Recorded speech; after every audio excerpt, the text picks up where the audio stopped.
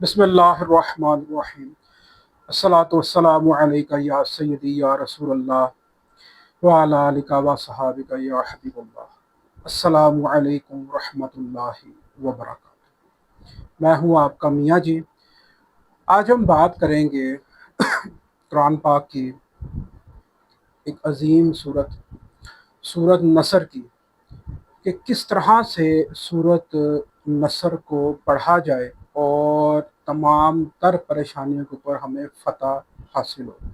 चाहे वो परेशानियाँ माली है, चाहे वो परेशानी किसी भी किस्म की बीमारी से लेके, माली परेशानी से लेके, जिस्मानी परेशानी से लेके, इंसान की दिमागी परेशानी, टेंशन, डिप्रेशन, इन तमाम चीज़ों के हल के लिए सूरत नसर को किस तरह से पढ़ा जाए, किस कानून के तहत सूरत नसर पढ़ी जाए कि अल्लाह रब्बुल आलमीन अपना ख़ास करम जो है वो होना शुरू हो जाए और सूरत नसर की जो रूहानियत है वो एक्टिवेट हो जाए।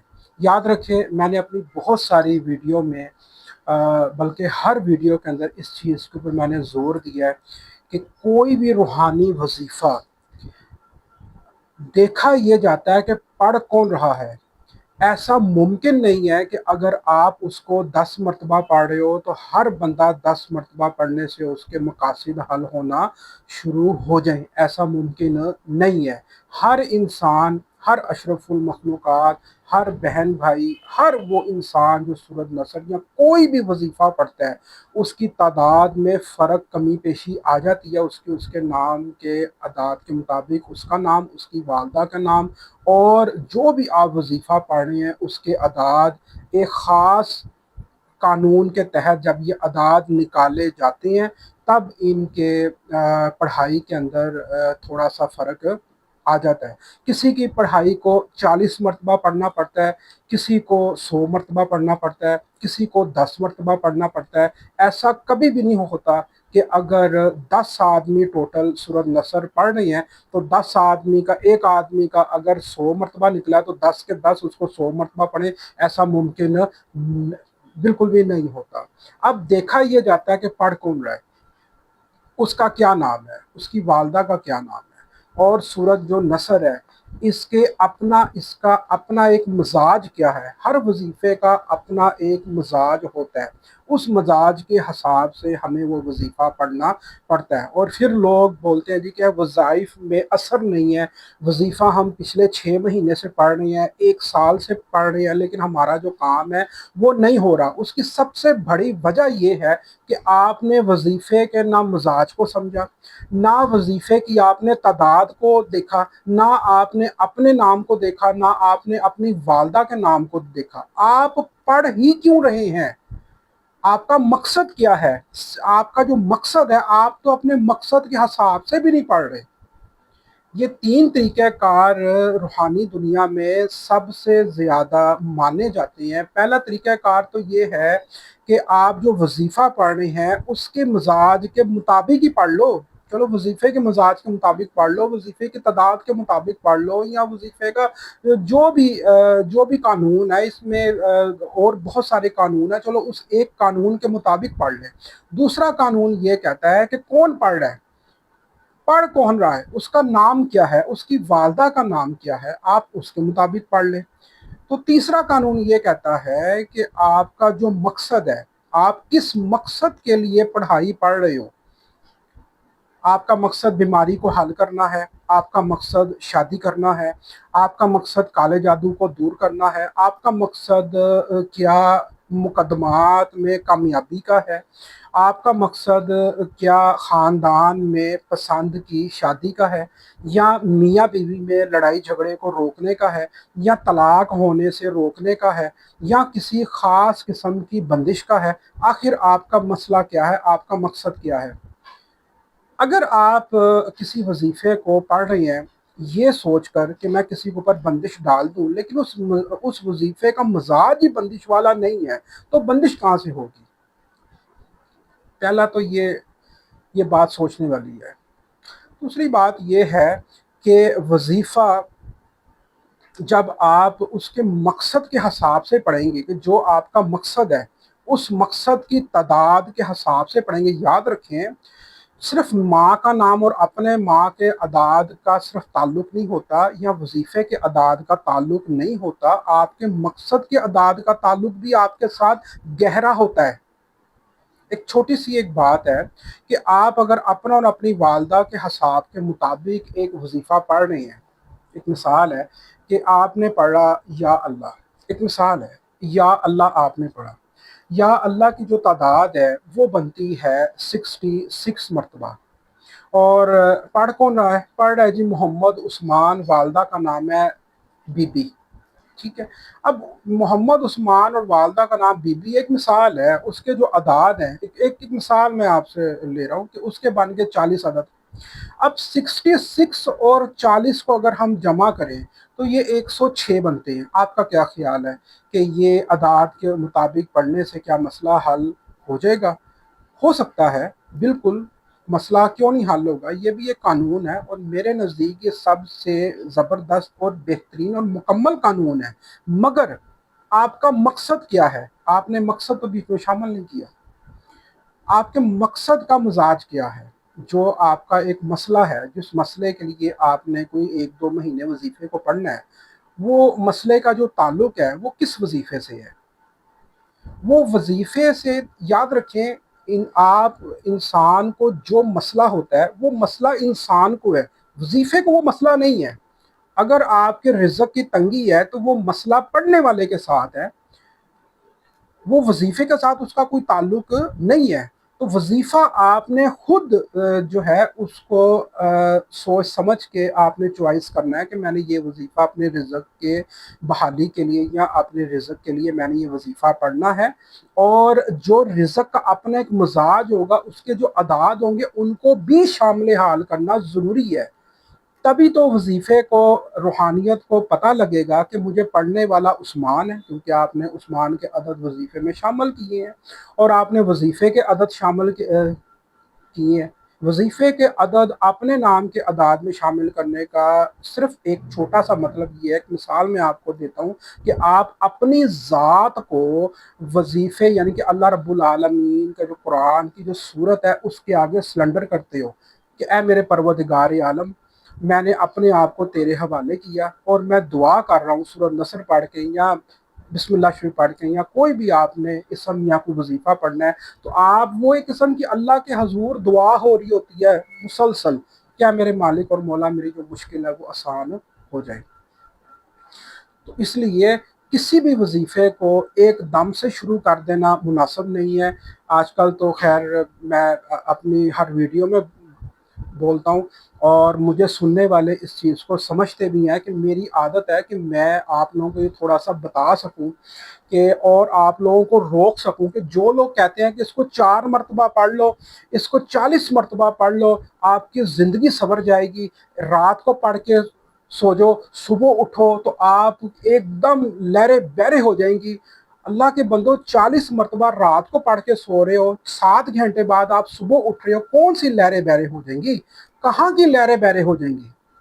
یاد رکھیں، ہم لوگ روحانی وظائف بتاتے ہیں، ہم لوگ جادوگر نہیں ہیں۔ اتنا فاسٹ تو جادوگر بھی نہیں کر سکتا جتنے فاسٹ یہ لوگ بتاتے ہیں، صرف ویوز لینے کے لیے کہ ہمارے چینل کو زیادہ سے زیادہ لوگ دیکھیں۔ اور مجھے لوگوں کے اوپر سمجھ نہیں آتی کہ وہ دیکھنے والے ان کی باتوں کے اوپر یقین کر کیسے لیتے ہیں کہ اتنی جلدی کسی کا کوئی کام ہوتا ہے۔ میں ایک سچی بات بتاؤں کہ جب ایک پیر صاحب پھنستے ہیں نا، یعنی کہ اگر میں بھی اپنے ایک مقصد کے لیے اگر کوئی وظیفہ پڑھتا ہوں تو مجھے بھی 40 دن، 1 مہینہ، 1.5 مہینہ، 2 مہینے وظیفہ کرنا پڑتا ہے۔ وظیفہ میرے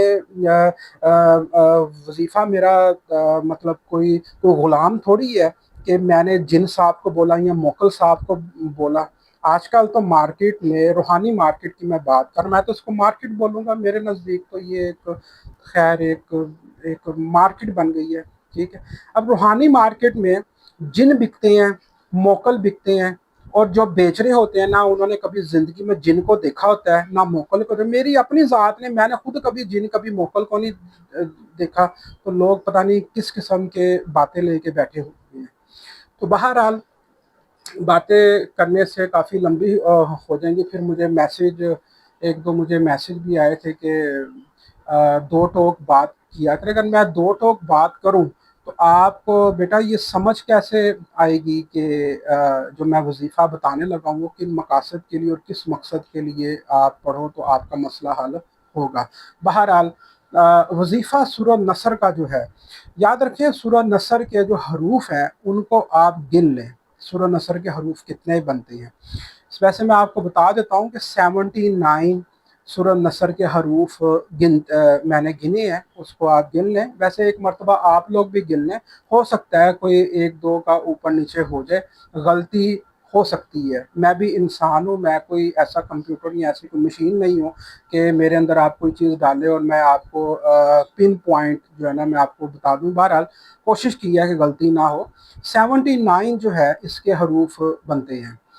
اب جس نے پڑھنا ہے وہ اپنا نام اور اپنی والدہ محترمہ کے نام کے جو حروف ہے ان کو وہ گن لے، کتنے حروف بنتے ہیں۔ جب وہ حروفوں کو گن لے گا، مثال کے طور پہ اس کے حروف بنتے 16، چلیں آپ 10 حروف لگا لیں، 10 حروف کسی کے نام کے اور والدہ کے نام کے حروف بنے ہیں۔ اب وہ جو 10 حروف ہیں وہ 69 کے اندر آپ جمع کر لیں، کتنے بن گئے؟ یہ تقریباً 79 حروف بن گئے ٹوٹل۔ اب 79 حروف کو ایک جگہ پہ لکھ لیں، اس کے بعد آپ اپنا نام اور اپنی والدہ محترمہ کا جو نام ہے اس کے اعداد نکال لیں۔ جب آپ اس کے اعداد نکال لیں گے، وہ جو اعداد ہوں گے ان کو آپ 1 ڈیجٹ کے اوپر کر لیں، 1 ڈیجٹ کے اوپر ان اعداد کو آپ لے آئیں۔ مثال کے طور پہ اگر کسی کے اعداد 412 بنتے ہیں، ایک مثال ہے 412 بنتے ہیں، تو 412 کا 1 ڈیجٹ کتنا بنتا ہے؟ 4 8 9 10، پھر 10 آ گیا، ایک 10 کی کوئی زیرو کی کوئی اہمیت نہیں ہے، تو لہٰذا ایک آ گیا، جو ایک ہے وہ آپ نے 79 کے اندر جمع کر دینا ہے۔ جو آپ نے سورہ نصر کے حروف گنے 69، اس کے بعد آپ نے اپنا اور اپنی والدہ کے حروف گنے، اس کا ٹوٹل کیا، اور پھر جو آپ نے اپنا اور اپنی والدہ کے جو اعداد ہیں وہ نکال کے ان کا 1 ڈیجٹ جو ہے اس کے اندر آپ جمع کر دیں۔ جو ٹوٹل بنے گا، ٹوٹل بنا ہے 80 بنتا ہے، 90 بنتا ہے، 95 بنتا ہے، اتنی مرتبہ روزانہ آپ نے سورۃ نصر جو ہے اس کو آپ نے پڑھنا ہے۔ انشاءاللہ العزیز اللہ کے فضل و کرم سے آپ کا جو مسئلہ ہے وہ حل ہو جائے گا۔ اس سے پہلے، پڑھنے سے پہلے آپ نے حسب توفیق کھجوریں جو ہوتی ہیں نا، کھجوریں وہ آپ نے بانٹنی ہے، اور وظیفہ ختم کرنے کے بعد آپ نے حسب توفیق شہد بانٹنا ہے۔ یہاں پہ بہت سارے لوگ مجھ سے میسج کر کے پوچھتے ہیں جی کتنے دن پڑھنا ہے، تو یاد رکھیں یہ کتنے دن پڑھنا ہے یہ تو مجھے بھی نہیں پتا، کیونکہ ہر آدمی کا مسئلہ جو ہے وہ علیحدہ علیحدہ ہوتا ہے۔ کسی کا مسئلہ 10 دن میں ہو جاتا ہے حل، کسی کا 15 دن میں ہو جاتا ہے، کسی کا 20 دن میں۔ آپ سے سچی بات کر رہا ہوں، میں آپ کو یہ بالکل نہیں بولوں گا کہ آپ اس کو 21 دن پڑھیں پھر کمال دیکھیں دنیا بدل جائے گی آپ کی، بدلے گی، ضرور بدلے گی آپ کی دنیا، لیکن میں صرف خلاف اس چیز کے ہوں کہ 24 سے 48 گھنٹوں کے اندر انسان کا حولیہ نہیں بدلتا، انسان کا جو حولیہ ہے وہ نہیں بدلتا، تو آپ اپنے حالات بدل رہے ہیں۔ 24 گھنٹوں کے اندر انسان موٹے سے سکا نہیں ہوتا، ٹھیک ہے، اس کا وزن کم نہیں ہوتا، اور آپ حالات کے اوپر جو وزن ہے، حالات کے اوپر جو سختی ہے اس کو کم کرنے کی بات کر رہے ہیں۔ اس طرح نہ کریں، یہ تو ایک زیادتی ہے۔ تو لہٰذا